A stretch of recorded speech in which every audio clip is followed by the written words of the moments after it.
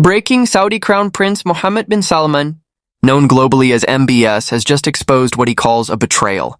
Buried in the heart of British politics, he claims to possess proof that Prime Minister Keir Starmer struck secret deals with European lobbyists, trading Britain's oil, leverage, and defense interests for political favor within the EU. Within minutes of the announcement, Westminster descended into chaos. Starmer's team locked down communications. Journalists were barred from briefings. Yet the world had already seen what MBS revealed. Screens across the UK lit up with images of leaked correspondence, emails allegedly connecting Starmer's energy advisors to powerful Brussels financiers. The footage was shown live during an unplanned press event in Riyadh.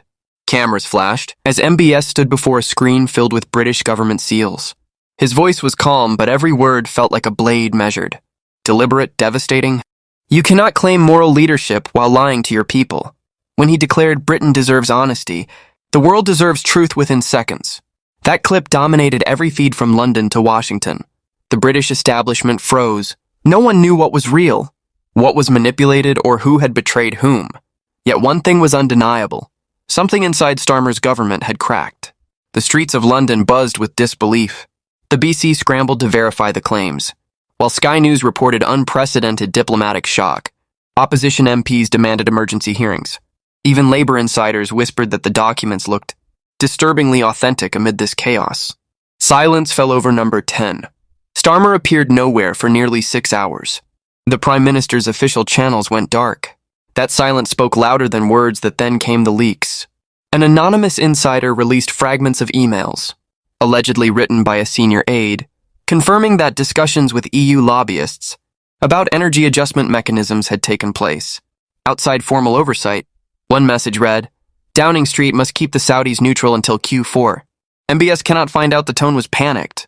Hurried, written by someone who knew exposure would destroy everything. Within moments, the phrase MBSKNT few trended across British social media. Meanwhile, inside the Foreign Office, senior diplomats were in crisis mode. Reports suggested emergency calls between London, Brussels, and Riyadh went unanswered. A confidential briefing described the situation as a total collapse of diplomatic trust. Saudi officials furious at being misled, suspended trade consultations. Financial markets reacted instantly. Oil futures spiked, the pound fell, and investors demanded answers. It wasn't just about oil anymore. It was about integrity, sovereignty, and power. British Parliament was in uproar. Members of the opposition shouted for Starmer to resign. The Prime Minister's spokesperson tried to calm reporters, calling the Saudi allegations politically motivated misinformation. But the statement backfired. MBS responded within the hour, releasing another clip. "If Britain calls truth misinformation, then Britain is no longer the nation I respected." The room fell silent. Commentators drew grim comparisons to the fall of past leaders.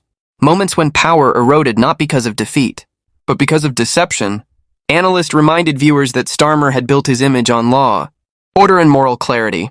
Now that image was burning under the light of global scrutiny. In coffee shops and online forums, the question grew louder.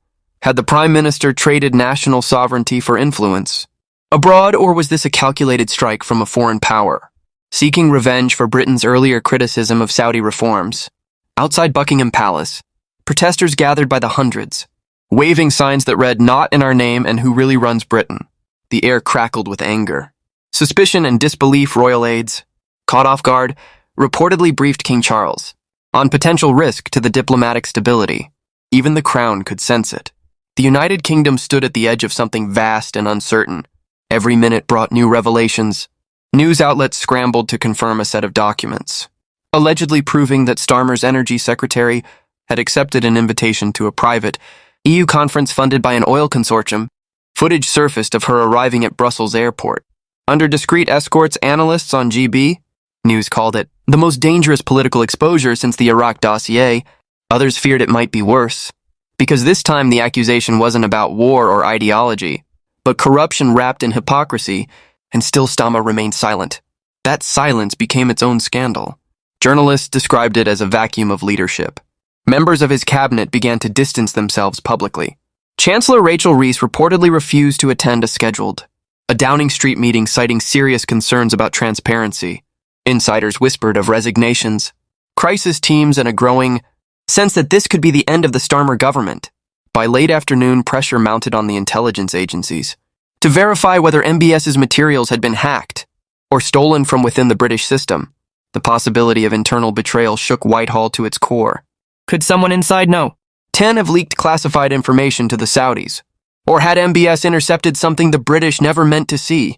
Every angle of this story LED'd to darker questions. Did Starman knowingly deceive his allies? Was this part of a broader EU agenda? Or had Saudi Arabia orchestrated the perfect political trap to reclaim leverage over the UK as night descended over a shaken Westminster and a silent Downing Street? One question echoed across the nation. What secret was MBS truly exposing? And how deep did this betrayal go?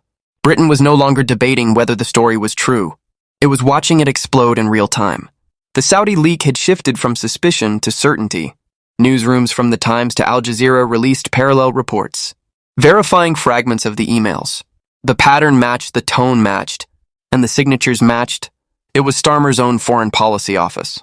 There was no longer room for denial. Inside Downing Street, aides whispered that panic had turned to fury. Starmer reportedly slammed a folder onto the table and demanded to know who talked. Security officials began confiscating staff phones. A communications lockdown was ordered across departments. The smell of fear filled the air, that quiet dread that only comes when power feels itself slipping away. Meanwhile, in Riyadh, MBS delivered another blow. A second press release appeared online, timed precisely with the BBC's evening broadcast.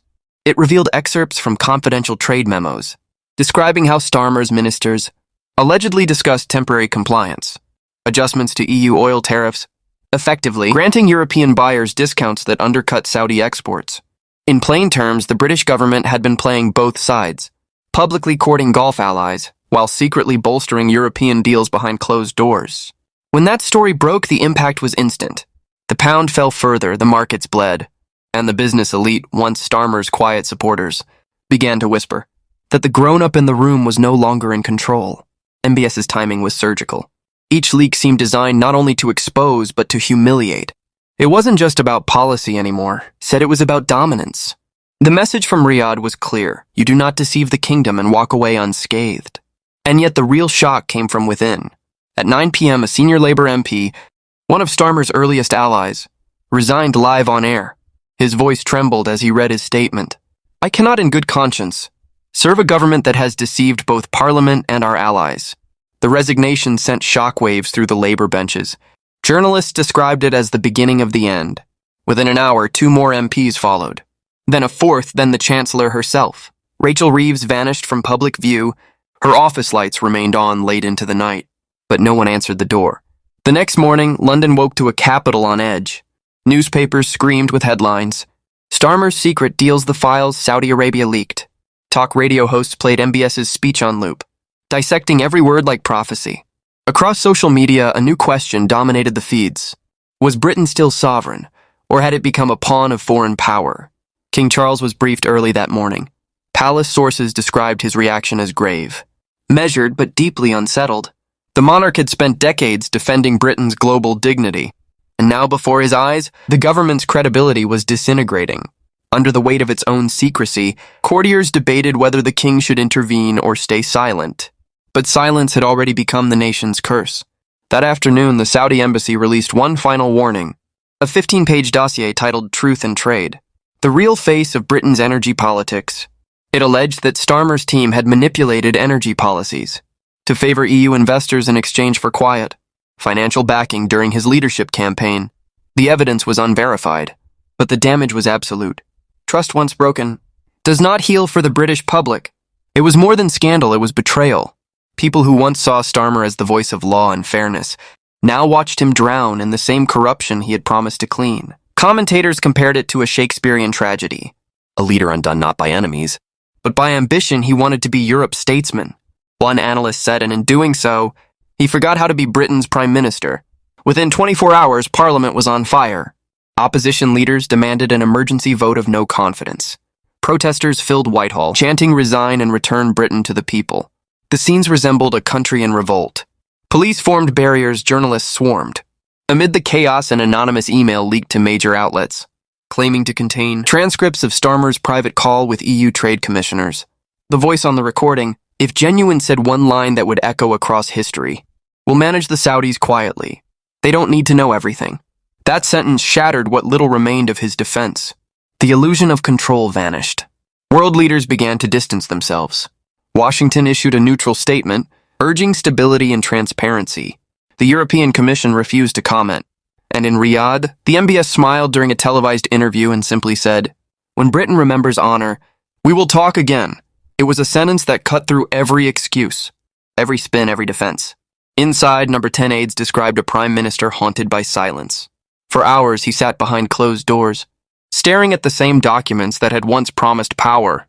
Now they were his undoing. Ministers argued in the corridor. Phones rang endlessly outside. Cameras waited for a man who no longer looked like a leader, but a shadow of one. And then something extraordinary happened late that night. The security gates of Downing Street opened. A motorcade of black cars entered. Escorted by police at its center was not a foreign dignitary, but a royal envoy. Reports spread that King Charles had sent a private advisor to speak with Starmer in person. What was said inside that room remains a mystery. But insiders say the prime minister emerged pale. Shaken and silent, he walked past the press without a word. No denial, no explanation. Just the weight of a scandal too large to escape.